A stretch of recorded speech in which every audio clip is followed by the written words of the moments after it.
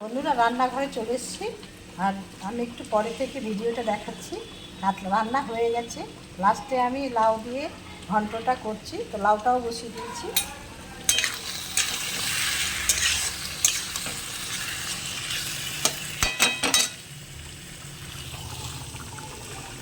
পাশে মাছের ঝোল,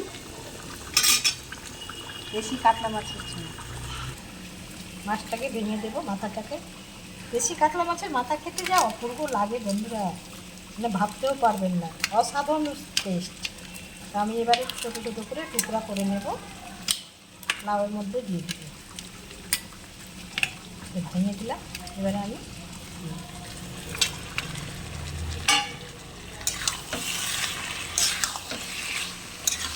লাউটাও সিদ্ধ হয়েছে খুব সুন্দর।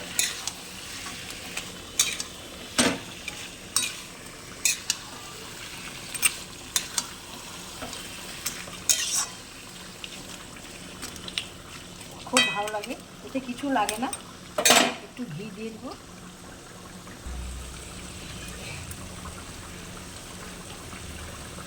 ঘি দিয়ে দিলাম, একটু গরম মশলাও দিয়ে দিলাম।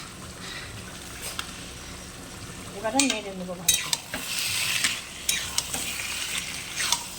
কেমন লাগলো অবশ্যই একটা লাইক কমেন্ট শেয়ার করবেন। রান্নাটা হয়ে গেল বন্ধুরা, এবারে